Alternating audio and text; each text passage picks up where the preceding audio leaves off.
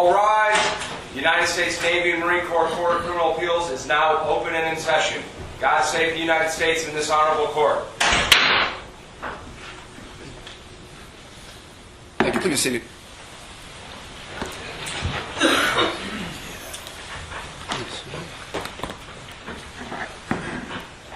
We're hearing an oral argument in the case of United States versus Warner. Counsel, you ready to proceed? Yes, Your Honor. You proceed.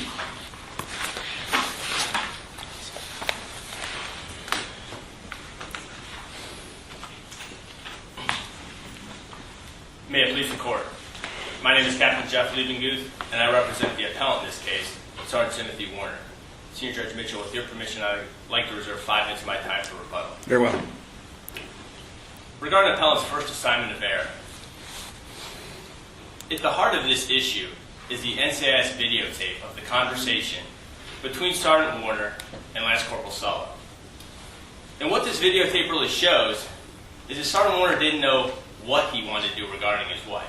He just knew that... Counsel, wouldn't you agree that minus the good sergeant having already sent extensive text messages, already having threatened his colleague's girlfriend, NCIS would not have been there with a tape recorder on filming everything? I mean, didn't we already have major problems for your client before he ever walks into that hotel room? Well, certainly there was a conversation, Your Honor, regarding... About killing his wife? Yes, Your Honor. There was certainly a conversation. He discussed that with Lance Corporal Sulla, but at best, these conversations were merely preparatory, and the appellant characterized them more as posturing. And if you watch the videotape, you see that Sergeant Warner is just rambling. He has a disorganized conversation with Lance Corporal Sulla about a laundry list of different ways which he thinks he can prevent his wife from being awarded these marital assets in the divorce. And he talks about all three of those with Lance Corporal Sulla. The first one he talks about is simply scaring his wife. His thinking here is that she won't even show up for court, and therefore the judge will simply award him all of the assets. Counsel, let me make I read, I believe it was Lieutenant Ambrose's brief below, as always, most articulate and learned. Isn't the problem the defense has here, let me draw a football analogy for you. At one point, in order to get to substantial step, all the government has to show is that your client crossed the invisible line to the goal line once. Right? Yes, Your Honor. Okay. He can be acting like the holiest of Dominicans thereafter, but the fact of the matter is if he gets across once, that's a substantial step. Unless you're going to rely totally on the theory of abandonment. But even then, you're going to have different problems. Yes, Your Honor. The act, the court has watched the tape. And when one looks, I think it's PE 23, I believe. 29. 29, sorry. And looking at PE 29, you see moments when, granted, your client is all over the board here. Stab her. We won't shoot her. Going to Peru or someplace in South America. Yes,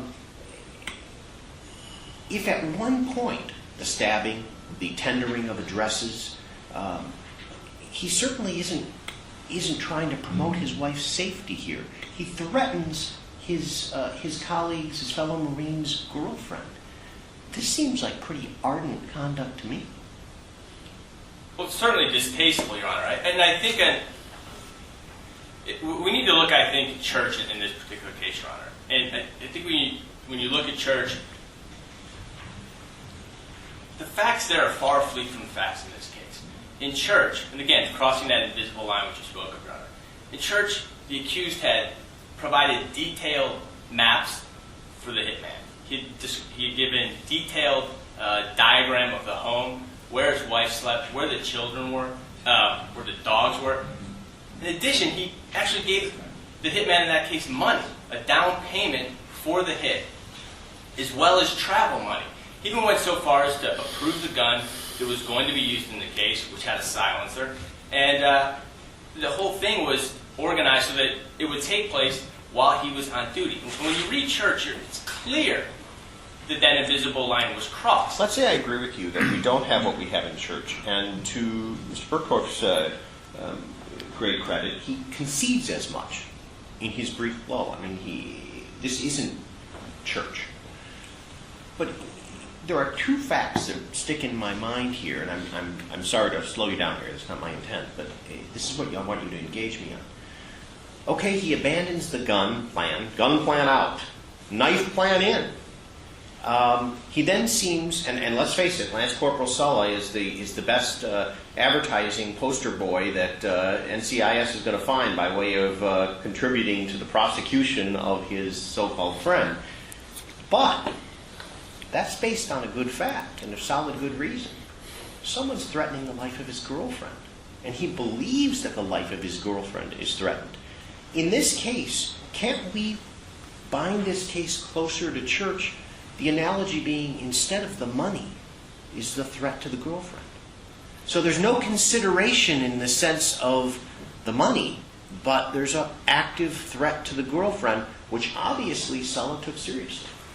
No, Your Honor. I think the threat to the girlfriend was, at best, an empty one. And really, again, the appellant posturing.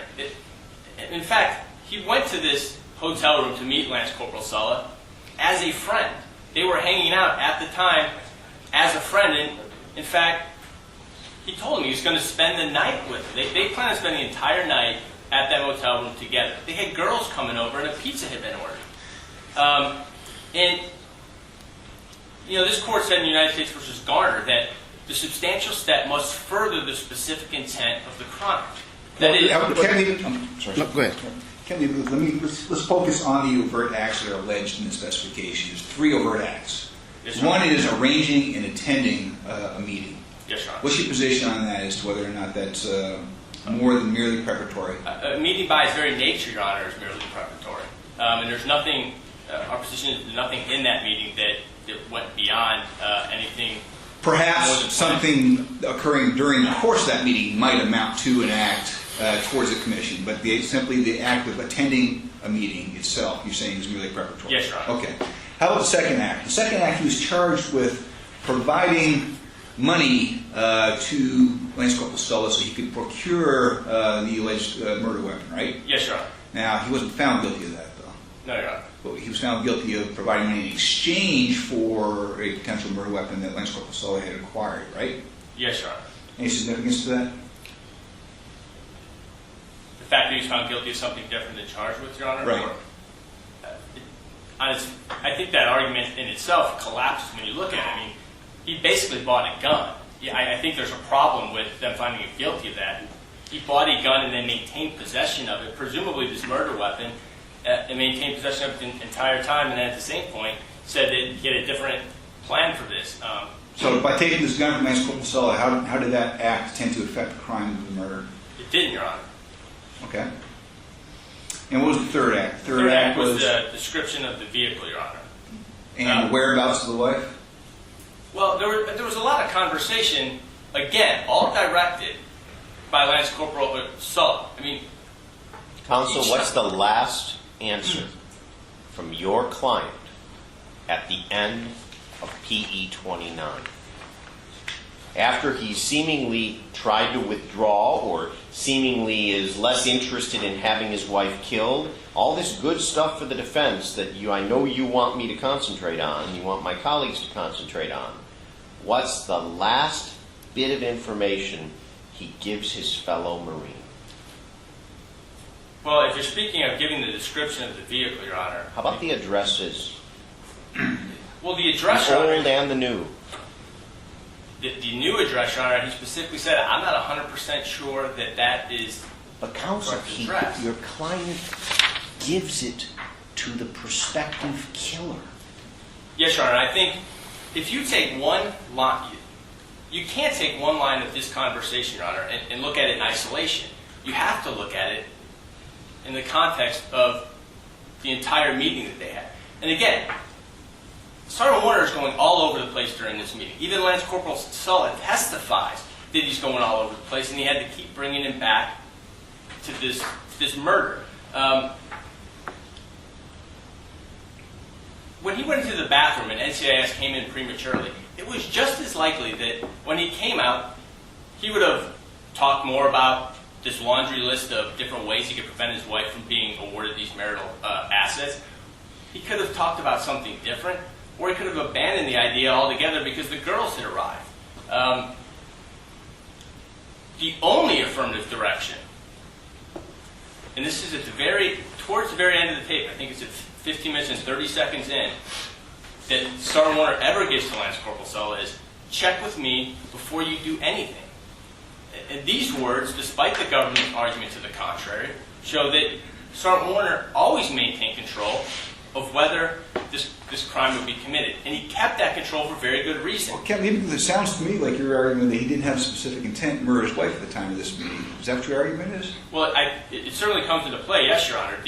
Well, would you agree that by posting Lance Corporal Sulla's... Well, he originally solicited Lance Corporal Sulla to commit this murder back in October in 29 Palms, correct? Yes, Your Honor. Okay. Are you suggesting that was not serious? That was not a serious request? Well, at different times, initially Lance Corporal Sulla thought he wasn't being serious. He did originally, but after he received the threat to his girlfriend, then he realized that Sergeant Warner was in fact serious in his solicitation, was he not? He was, Your Honor. Okay. But this specific intent and the substantial step must take place at the same time. I mean, that's what this court said in Garner, was that the substantial step had to further the specific intent. It may have been that prior to this conversation in the hotel room with Lance Corporal Sulla that a specific intent existed, but it faded. It was not present if this court finds that the giving of the address was an overt act. Argument is that there was no specific intent at that point.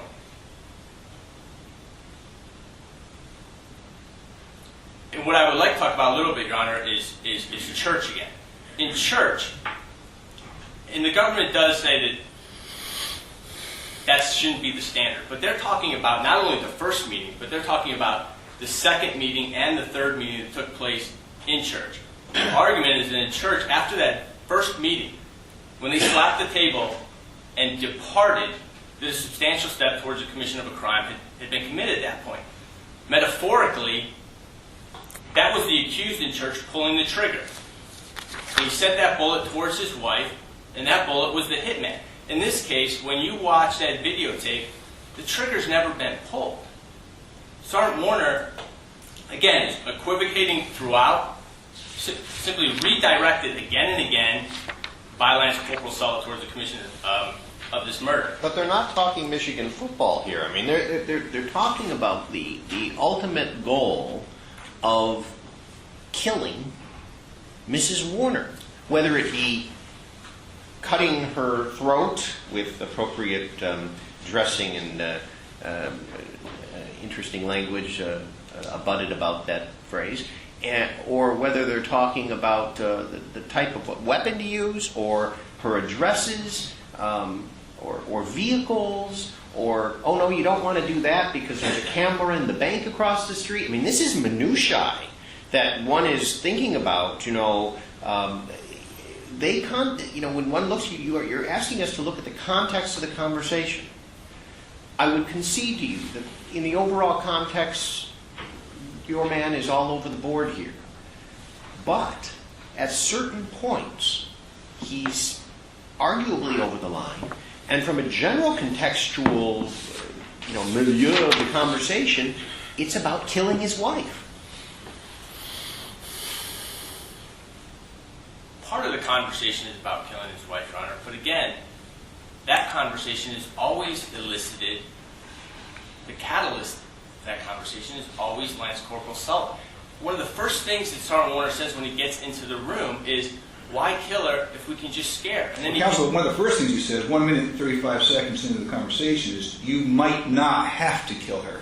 Can you explain that? Well, again, you might not have to kill her, but scare her. Certainly the conversation had already taken place about the killing, Your Honor. We don't challenge that at all. When you look at the transcript of this meeting, and then you get to watch the videotape, you see how differently the impressions are left between the two.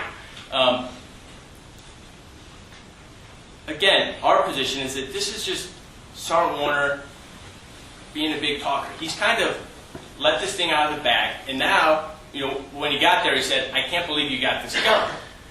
Counsel, could you please articulate to this court what the test is for legal sufficiency?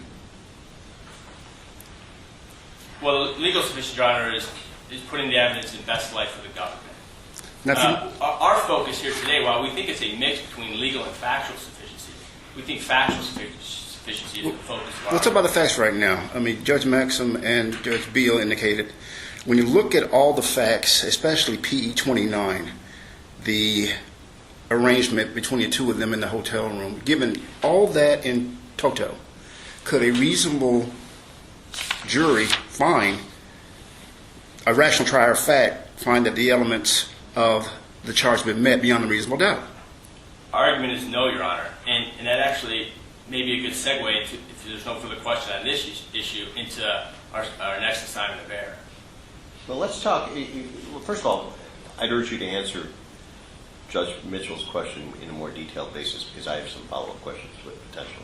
The answer is no, Your Honor. We don't believe that a reasonable fact finder could find, based on this evidence in the record, could find beyond a reasonable doubt that the attempted murder been committed by Sergeant Warner. Doesn't this segue nicely into maybe where the defense would better find solace? And that is, and perhaps an area where the government would want to address, and that is 404B. And the 404B evidence that came in this case, and the, it's coming to me, anemic quality of the 403 balancing test that was deployed. Yes, Your Honor. First, we would point out that because the military judge did not put that analysis on the record, that this court should give less deference to his evidentiary ruling. Well, he did mention 403, didn't he? He said that he did make reference to 403 in his ruling. Did he not? He did, Your Honor, but there was no detailed analysis of... Well, how detailed does that analysis have to be? More detailed than I think was put on the record, Your Honor. Okay. Well, we presume that the judge knows the law, and he mentioned on the record that he did the balancing test, pursuant to 403. After all, the jurist in question is a rather distinguished member of the judiciary, long history of hearing cases. Why shouldn't we give him that deference? Well, Your Honor, if you go through the factors that the military judge would have considered doing that balancing test, the probative value of this evidence was substantially outweighed by its prejudicial effect. There was less prejudicial ways for the government to get this motive or intent evidence. Not so fast, counsel. You still haven't answered Senior Judge Mitchell's last question, which is, should we give the deference or not to the trial judge? Did he go far enough in articulating the 403 balancing test? Our position is no, Your Honor. Why not? You have to. You attempted to answer Judge Beal's question, which was essentially, how far does he have to go? And you kind of gave us a "you know it when you see it" answer. I think it's that invisible line. Again, Your Honor, I'm not sure I can articulate this point any better than that. Our position is that he didn't do enough. But you say that just really mentioning the rule MRE 403 is not sufficient. No, Your Honor. We don't even know which of the theories that the evidence was allowed in under. Are you suggesting that all of this evidence was completely bereft of any sort of logical relevance towards his intent or motive or absence of mistake? Well, we don't. Our position is that it wasn't relevant, Your Honor, but we do believe that our strongest argument, where we'd like to focus our argument today, is on the probative value being outweighed by the prejudicial effect in this case. Let's talk about whether it's relevant or not, shall we? Yes, Your Honor.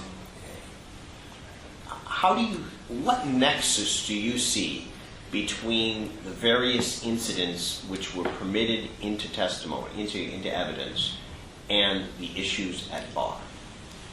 We don't see a nexus, Your Honor. The conduct of these two prior domestic disputes was miles apart from attempted murder. Well, wait, the second event took place in October of 2007, which was the same month that the accused was alleged to approach Lance Corporal Sella, soliciting him to murder his wife. Yes, is that Your Honor. correct? So is that remote in time? No, it was more temporally proximate than the first incident, which was over a year earlier, Your Honor. And solicitation is a specific intent crime, is it not? Yes, Your Honor. It's certainly evidence of the divorce and could have come in, but specific parts of that domestic dispute, not the entire thing of both, shouldn't have been allowed in, Your Honor. But again, we'd like to, if that answers your question, I'd like to move on. When we look at the balancing test factors, again, there was less prejudicial evidence that could have been admitted, and actually was. The fact finders got to see the videotape conversation between Sergeant Warner and Lance Corporal Sala. They got to see the text messages between the two, and they got to listen to the telephone conversations that were recorded by NCIS. And there were only 2 incidents in this particular case. One, as we said, was over a year earlier, and the second, the more minor of the 2, was really a drunken incident. I mean, Sergeant Warner was extremely inebriated at that time. And there were intervening factors between both. After the first incident, Sergeant Warner and his wife were married. So while they had perhaps a volatile relationship, at the same time, it was at least loving enough to where they would commit to a marriage. And after the second incident, Sergeant Warner and his wife spent Thanksgiving dinner with her mother. Should we be concerned, counsel, about the, I don't mean to move you a little off the track, but only slightly. Do you think we should be concerned about the hearsay nature of some of the evidence that was admitted under 404B with what some could argue, I'm certainly not saying this was the case, is an absence of 403 evaluation?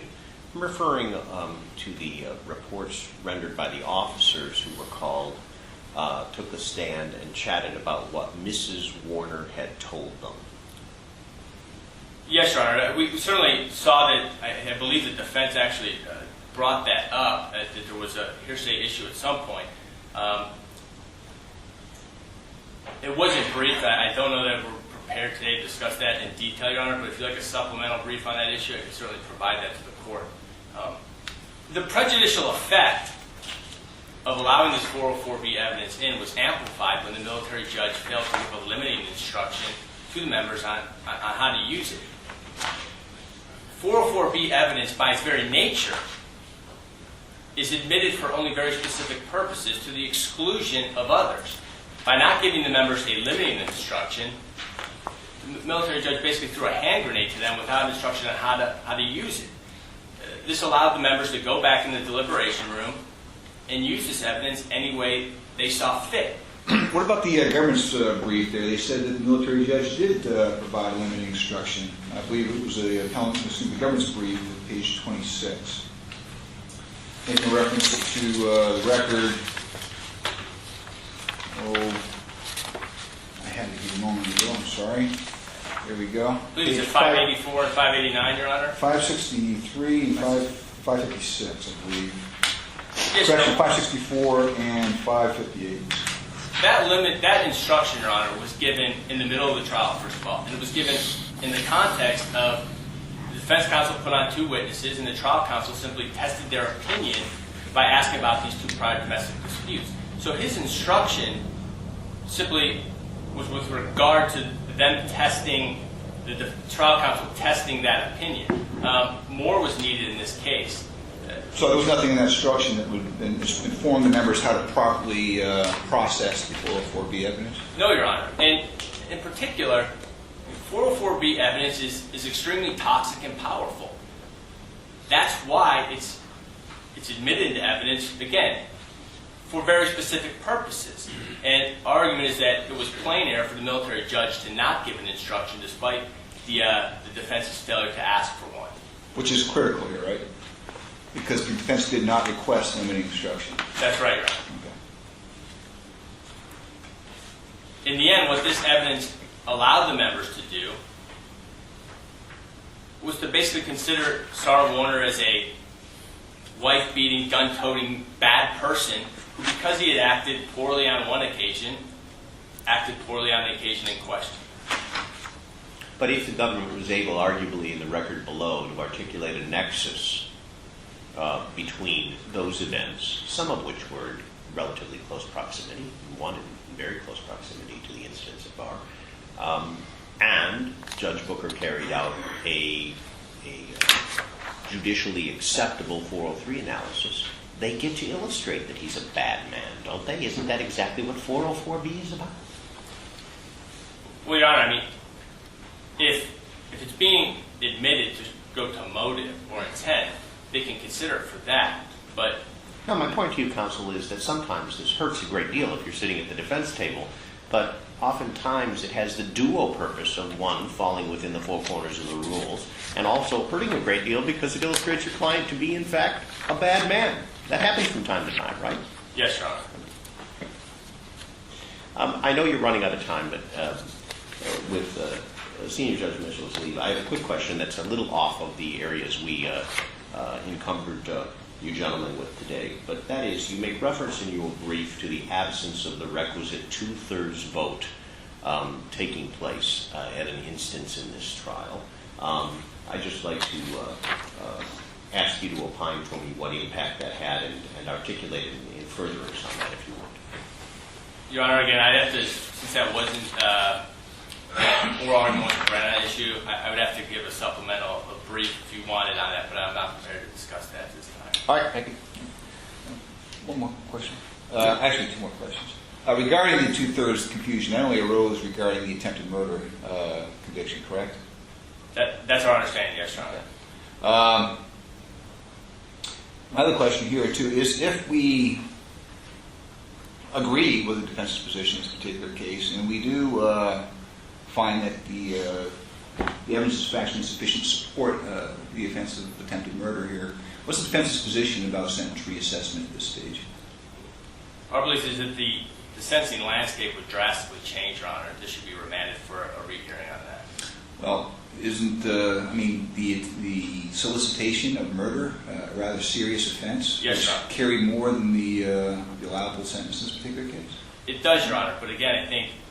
And also in context with the murder for hire statute as well, too. Isn't that also a very serious offense? Yes, Your Honor, but the attempted murder is the most serious of them, and I think it would be safe for us to infer that the bulk of that sentence flowed from the attempted murder and not from the other two. Well, counsel, we can't have the defense inferring too much from what the members did. After all, you're not sure if the members used the requisite 2/3 or standard to reach a conviction on at least the superior offense here, right? Yes, Your Honor, and that's why we should remand it for a rehearing. Well, and isn't the standard for reassessment that we are convinced beyond a reasonable doubt that the sentence would have been a certain amount? Yes, Your Honor.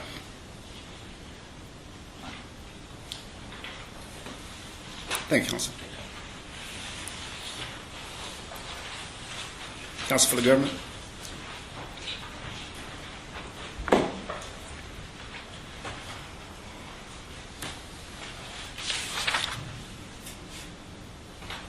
Good morning, and may it please the court. Appellant took actions that went beyond mere preparation.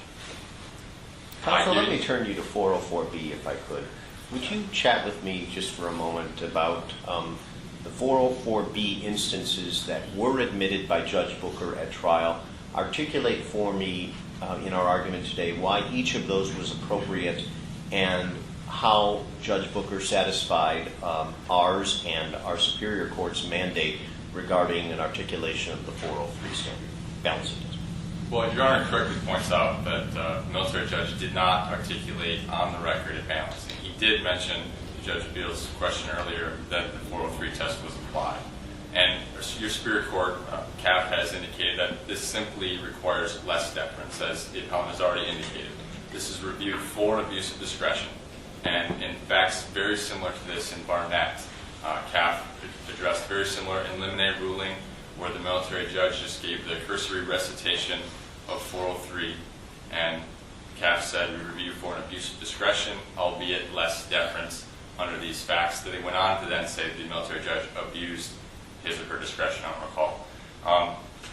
And turning back to the attempt offense, unless Your Honor has further questions. No, I do. I think if the government does not prevail on the 404B instance, you lose big here. If you simply, by chance, lose on the superior offense issue, you may lose small. So I want to concentrate on 404B for a moment. Yes, I think sir. you should want to too. Please articulate for us why it is we should affirm each of Judge Booker's decisions to admit the 404B evidence as he did? Well, Your Honor, Going through the Reynolds factors. Yeah, going through the Reynolds factors as it comports to each instance of admission. Yes, Your Honor. Well, they weren't broken out. Mr. Burkhoff, what I'm asking you to do here is make us feel good about this, okay? Yes, Go Your ahead. Honor. The first Reynolds factor, the appellant has acknowledged in brief that this is a very low threshold, and we have eyewitness testimony corroborated by 2 other witnesses, so that factor is satisfied. But Josephine Warner was the source for much of the information provided by officers Van Halen and Wheelahan, right? Yes, Your Honor. Okay. And Josephine Warner was at the time going through a rather ugly divorce proceeding, correct? Yes, Your Honor. And so she had an obvious bias, did she not? Absolutely, Your Honor. Wasn't the defense prevented from actually exploring that on cross-examination? Exploring the bias, Your Honor? The fact that she may benefit through the proceeding, the results of this trial might benefit her in her divorce proceedings? That may be true, Your Honor. I don't recall. But the officer's testimony was necessary because of the fact it was pretty obvious from the members this is a divorce proceeding, so Mrs. Warner doesn't like her husband very much. So to corroborate her, the only witness to these incidents that occurred in November and October, the corroborating testimony from the officers was necessary to explain her physical reactions to show that these, in fact, occurred. But when the defense attempted to impeach her on her bias, the military judge sustained the prosecution's objection.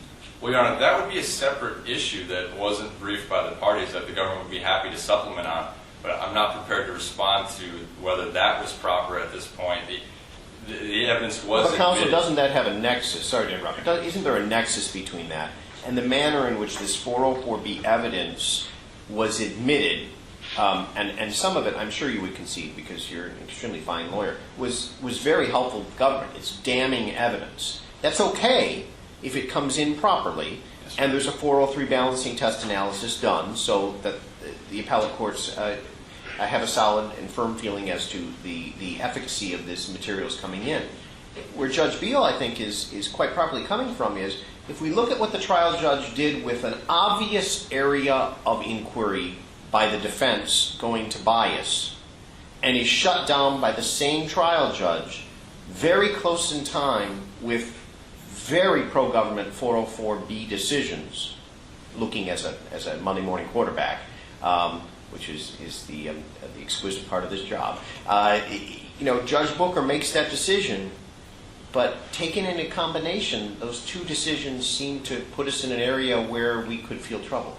Well, Your Honor, I think they would be separate questions, whether the 404B evidence was properly admitted versus whether the military judge erred in excluding the bias evidence. So, focusing on the 404B evidence, the military judge was provided with written motions that listed the Reynolds factors, and he mentioned 403, and albeit the ruling could have been articulated more carefully, he was aware of the law, and military judges indeed are presumed to know the law, so he applied the proper factors. Turning to the second factor, unless the court has further questions on the first factor, which is, this evidence showed motive.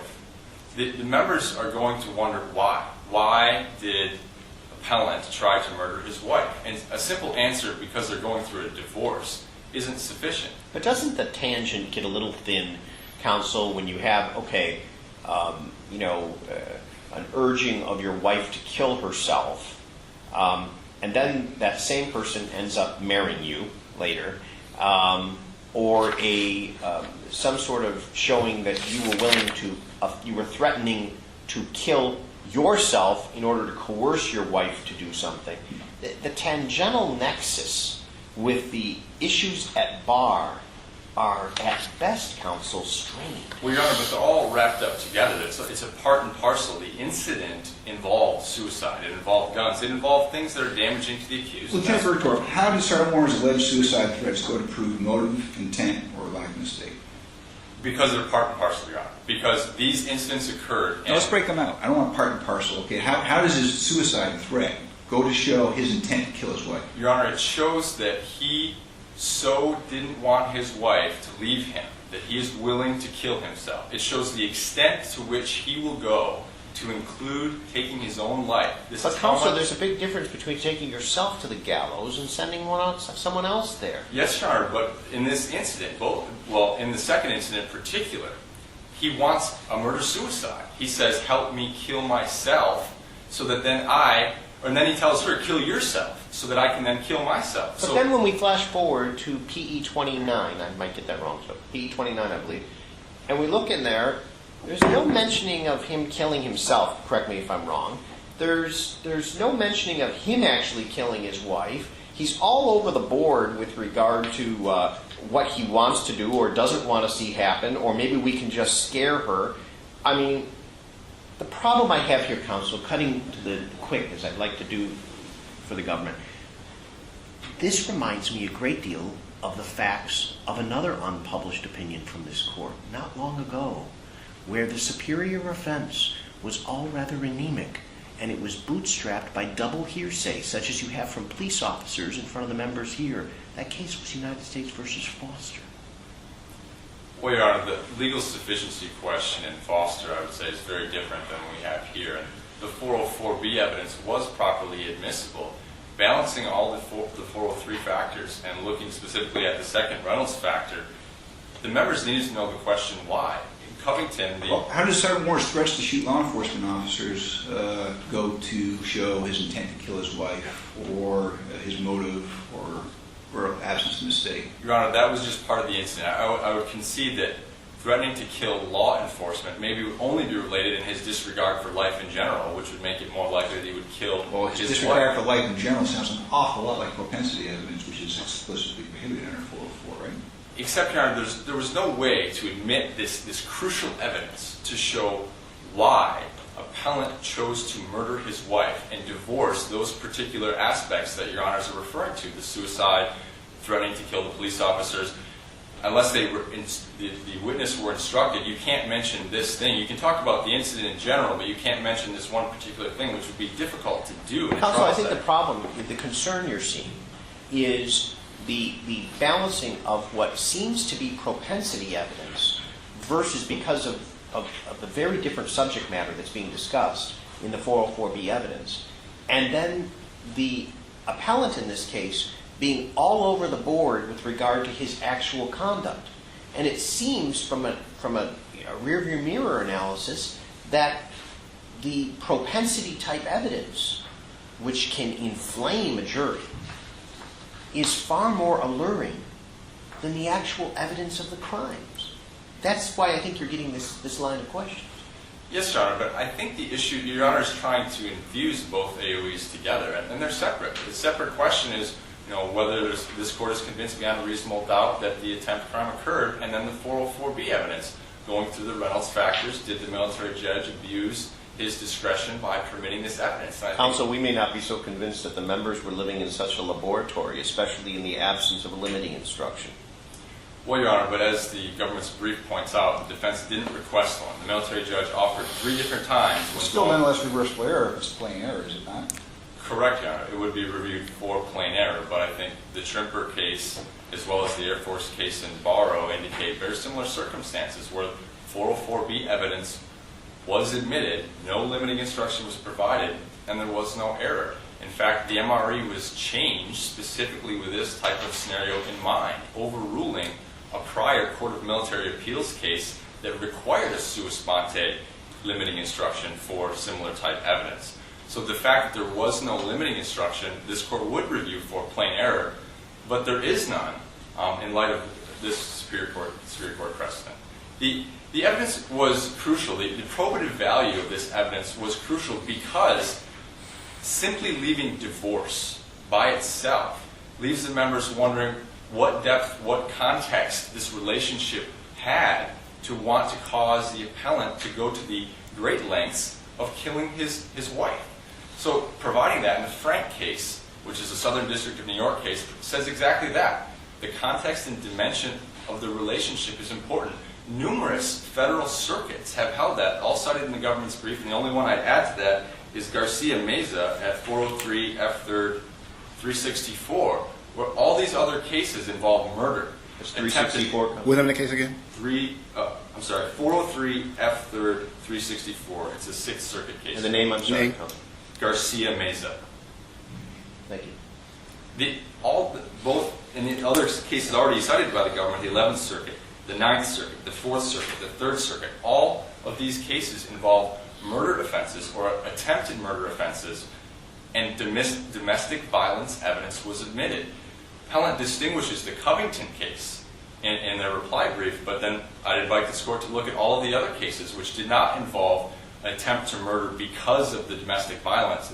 In Covington, the accused was on trial for killing his wife, and he tried to kill her because she was going to testify against him in a domestic violence incident, which is different than what we have here.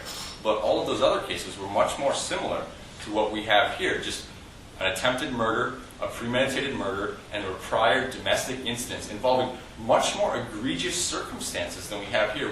We had attempted drowning, you had attempted stabbing, far more egregious, far more Let's say for a heinous moment, and counsel, that I agree with you. Let's say for a moment that these are qualifying 404B offenses or instances that can come into evidence. Now let's concentrate on 403. 403, as you would concede, is the unfriendly stepbrother of 404B and always rears its head whenever 404B is deployed. If I have a trial judge who simply mentions 403 but doesn't articulate any degree of a test, any degree of a balancing issue here, shouldn't that give us great pause? It should only give you pause in that you provide less deference to the military judge. You would conduct your own balancing test, and recognizing the fact that the military judge did not articulate all of the 9 factors under 403, you would provide him slightly less deference than you would otherwise provide had he indicated all the factors. And going through those factors, Would it be appropriate to factor into our review of the 403 analysis the lack of a limiting instruction, even though it may not rise to plain error? again, sir, I think that's a separate question. I don't think it is a temporary tort, because what we have to do is we're looking at an abusive discretion standard here, and we, as you can see, are giving the military judge less deference as a result of this lack of any sort of 403 analysis on the record.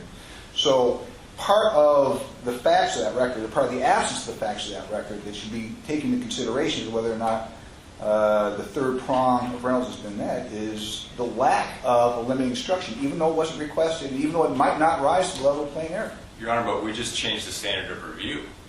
And under one, you're reviewing for abuse of discretion, albeit less deference, and the other is the highest standard of review, plain error. So I would respectfully disagree, Your Honor, that it is a separate question. You would separately analyze all of the factors under 403 and determine whether you use discretion under less deference, and the separate question being, was it a limiting instruction required, and was it plain error to not provide such? So because the standards of review are so different, I think they are separate questions, and I just respectfully disagree, Your Honor. I can go through each of the 9 factors. I'd be happy to highlight any of them that Your Honors have questions on. I'd focus on a couple. The no potentially less prejudicial evidence. Appellant points out that there was discussion in the prosecution exhibit 29, the video, and some of the phone calls that were intercepted, but none of that provided the relationship that existed between appellant and the murder victim. And that's why this evidence was extremely probative, and none of the other evidence pointed to that fact. Also, the Supreme Court case Old Chief stands for the proposition that the defense doesn't get to choose how the government tries its case. They can only provide proper objections and have rulings on the record. They don't get to say, your government, you can only mention divorce. Well, here the 404B analysis was applied, and this factor favors the government. Well, how about the motion in limine the defense brought at the outset? I mean, there was no detailed proffer as to what the evidence was actually to be brought in through these witnesses. In fact, I think the military judge prior to trial said that he would voir dire the witnesses, but that never actually occurred, did it? Correct. They just called the witnesses, and they came up there and they just kind of spewed out their testimony without any sort of pre-screening. Correct, Your Honor, and that should be taken into account when the military judge didn't provide an articulated ruling, because he was presented with no evidence at that point. He simply had the proffers of counsel.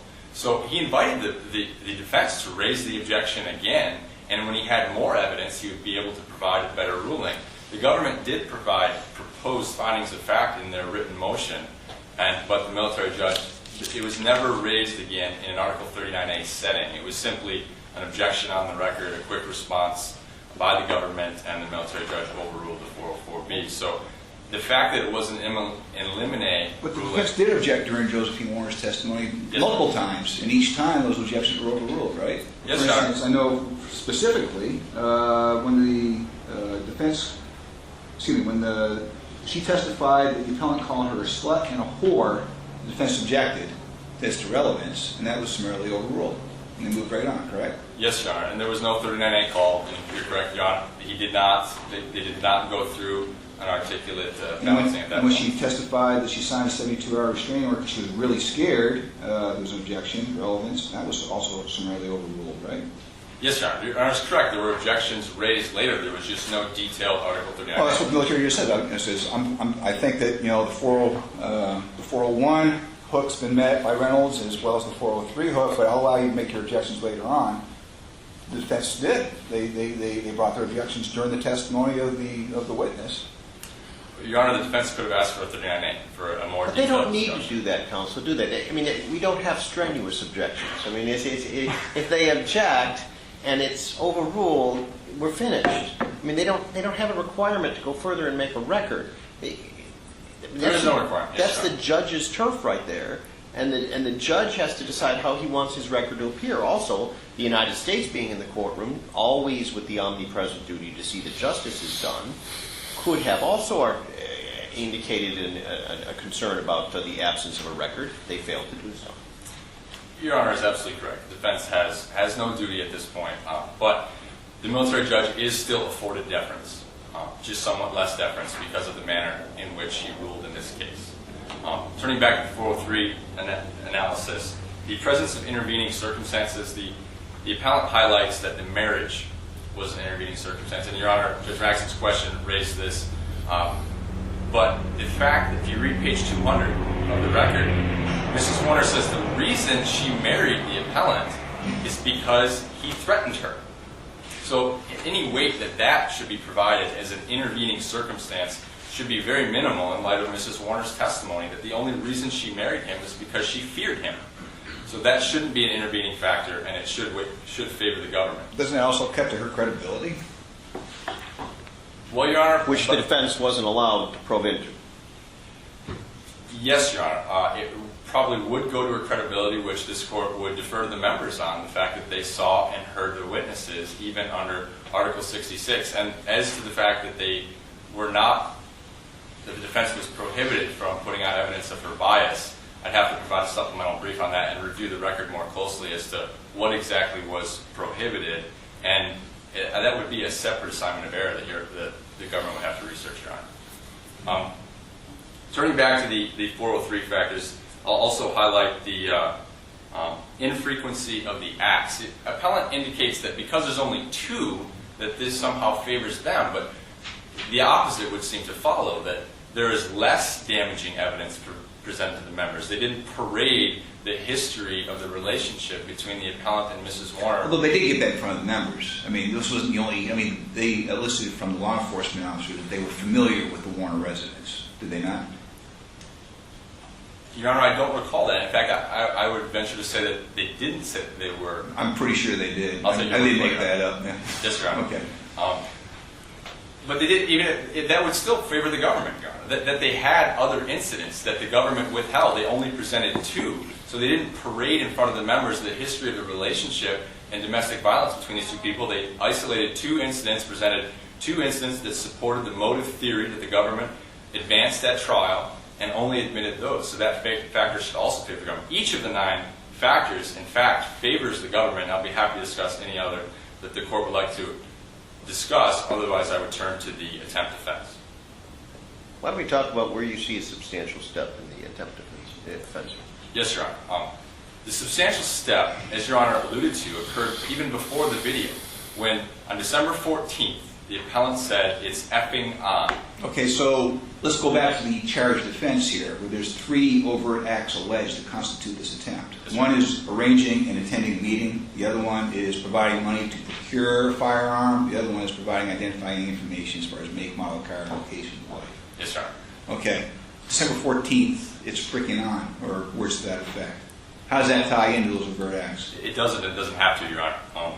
The Marshall case, 18, this is in the government's brief at footnote 1, I believe, 18 CMA 426, your Superior Court held that it doesn't have to be alleged in the specification. The overt acts need not even be alleged. And of course, RCM 307C. Well, the first element is that the accused committed an act or acts. So you don't have to allege the act? That's what the Marshall case stands for, Your Honor. They need not even be alleged in the specification. And of course, RCM 307C3 says you can plead by necessary implication. So the omission of any overt acts that this court would be convinced of satisfying substantial step element doesn't weigh in the fact that it wasn't pleaded in the specification. Turning back to Your Honor's question, the substantial step occurred absolutely when the video on December 20th in the hotel room takes place, where the appellant provided the who, what, where, when, and how. And the equivocation that appellant wants to point to shouldn't be factored in. As Judge Maxson's questions earlier pointed out, they were alluding to paragraph 4C2 in the Manual for Courts Martial, where it says an accused can commit an overt act and then voluntarily decide not to go through with the intended offense. An attempt would nevertheless have been committed. So the fact that the appellant waffled and had different ideas, maybe scared her, the fact that he was flip-flopping whether he wanted to go through with it, it doesn't matter unless it meets the definition of abandonment, an affirmative defense. Well, it's because abandonment, the facts of the record, may not amount to the technical affirmative defense of abandonment. Should we not also consider that when considering the merits of the evidence regarding the elements of the underlying offense? Only, Your Honor, if the substantial step had not occurred, or more than mere preparation had not yet occurred. Once that point is reached, once the appellant has taken sufficient actions to cross that line, then it no longer matters anymore. So are you saying that once he's manifested the specific intent to have his wife killed, say he does that back in October, that box been checked, and now we can consider all subsequent acts later on as being steps done pursuant to that specific intent? Or does he have to maintain that specific intent throughout the commission of each one of those acts? If the intent is formed during a period of solicitation, the acts should be considered, unless there was some indication that the intent no longer exists, then the intent should remain. Well, isn't that the government's problem here, Mr. Burkhardt? I mean, you may have me on the line of, okay, well, you know, it's Sunday morning, Saturday's over, we're watching the game film, and we're going to see where it was where he's over the line. And I think the government has a good argument that at some point in time, which I'm going to ask you about in a second, he's over the line. But then, and I think this is where Judge Beal is taking you, he's all over the board. And the question is after he goes over the line, if we believe he did, does he take himself back to the other side and abandon, essentially by intent, absence of intent, the enterprise? And isn't that the difficult part for the government here, is that they have a target that's constantly moving because this chap can't seem to make up his mind? Your Honor, that would only be the case if the appellant met the affirmative defense of abandonment, which of course he fails, because any waffling was due to the fact he was afraid of detection by authorities, which doesn't meet the defense of abandonment. So he can go backwards, Your Honor, if he meets the affirmative defense of abandonment. Where in PE 29 does he cross the line? Your Honor, Specifically. The government's position would be that he would have crossed it prior. But in PE 29... Or prior. Take me prior and then take me through PE 29. He has formed a specific intent in October. And in December 14th, when he said it's blanking on, that would be when the government says he's crossed the line. So once he's formed the intent back in October, we're to believe that he maintained that intent throughout the next 2 monants? Yes, Your Honor. He didn't change his mind? Yes, Your Honor. And that, well, he can change his mind, but he's demonstrated that intent, and now he's taken an action in furtherance of it. Don't the overt acts have to be accompanied by a specific intent for the crime to be committed? Or do you have to? Or are you saying that you can only show that, okay, at one point earlier in time, I had a specific intent that a crime be done.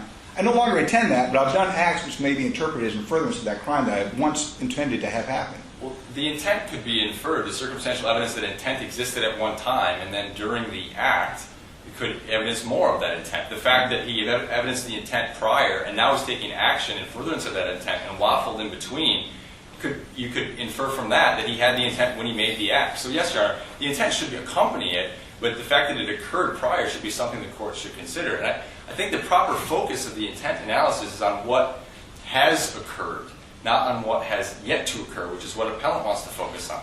Well, that's what the very nature of attempt is, isn't it? It's Well, Your Honor, I'd invite preventing a crime. Yes, Your Honor, and that should also be kept in mind. The purpose of attempt law is prevention. It allows law enforcement to do exactly as they did here, swoop in and prevent what a person who has given evidence of their dangerousness. I'd invite this court's attention to the Lefebvre and Scott Hornbook, and it discusses the various theories of attempt law. The appellant seems to be advocating for the proximity approach, which the Manual for Courts-Martial does not adopt. The Manual for Courts-Martial models the Model Penal Code, which is the broadest theory of attempt law, which it says exactly that, Your Honor. The proper focus is on what has already occurred. Yeah, but the Model Penal Code also, I think, proposes that solicitation in itself could also satisfy an attempt. And that is specifically put aside here in the manual. Yes, Your Honor, that is one difference, but CAF has consistently looked to both Lefebvre and Scott and the Model Penal Code, both in Byrd and Church, and well, Church kind of abandons the different various schools of thought regarding attempt, and they basically go the totality of the circumstances approach, do they not? I wouldn't say they abandoned it, Your Honor. They're applying the Manual for Courts-Martial, and certainly the evidence in that case is the gold standard for attempt and an attempted murder. But Church is all men. I mean, obviously the guy rejoiced at being presented evidence that the crime had been Yes, done. sir. I mean, that's not a question. This particular question here, I mean, there's... Yes, Your Honor. This is a closer question than Church, absolutely. But given the broad approach of the Manual for Courts-Martial, he crossed that threshold. Given that the proper focus on what he had done, providing the who, what, where, when, how, which he all did in Prosecution Exhibit 29, he crossed that threshold. Where in 29 does he cross it in the government's opinion?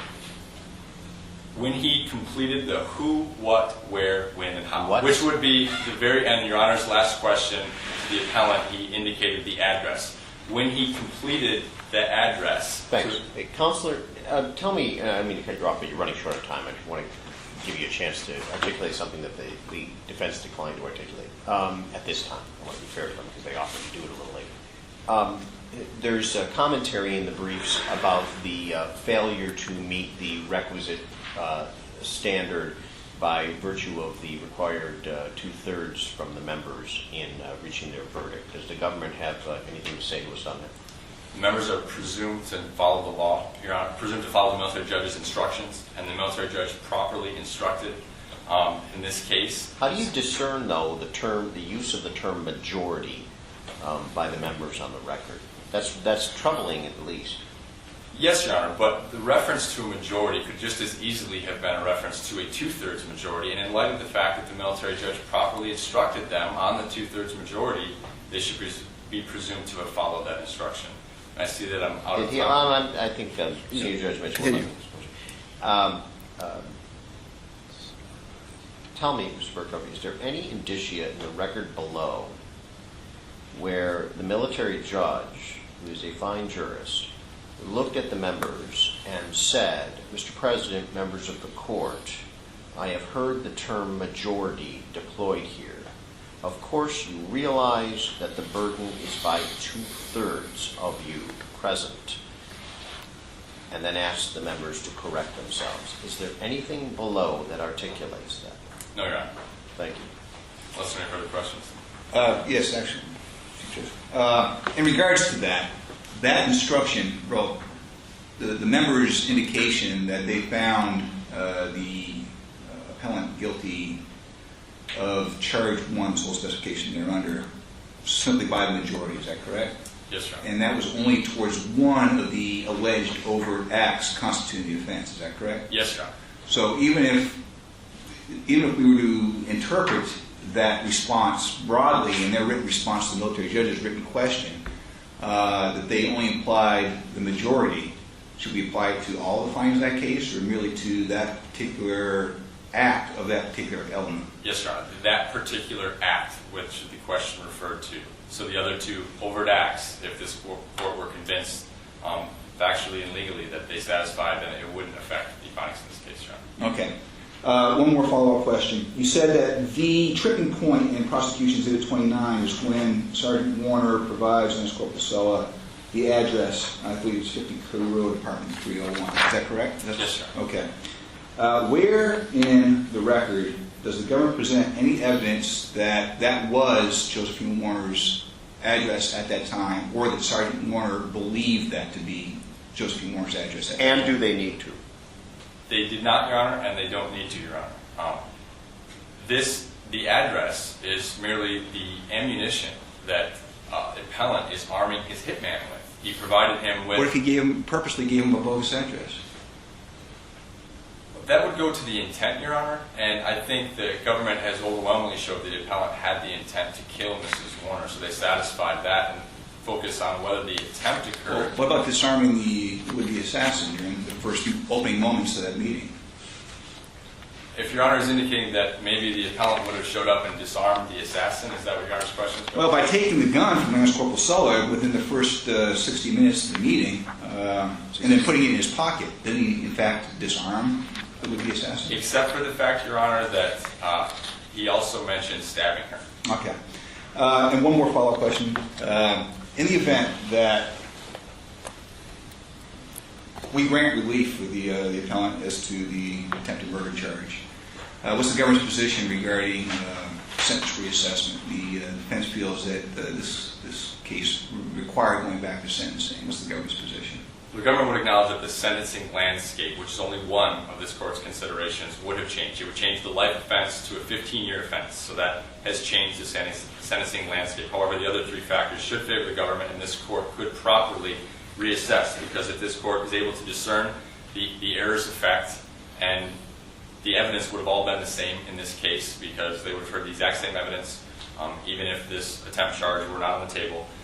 And absent the error, the sentence would have been of at least a certain severity. This court could be convinced that 5 years, given a relative light sentence, even under a 15-year maximum, this court could be convinced that that was the proper sentence, and be confident in the reassessed sentence. This court should be able to answer all of those questions other than the sentencing landscape in the government's favor and reassess.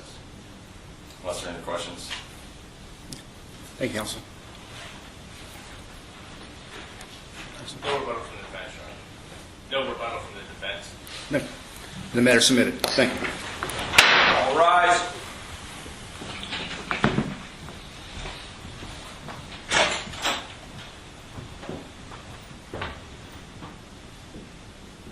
United States Naval Academy Court of Criminal Appeals now stands adjourned.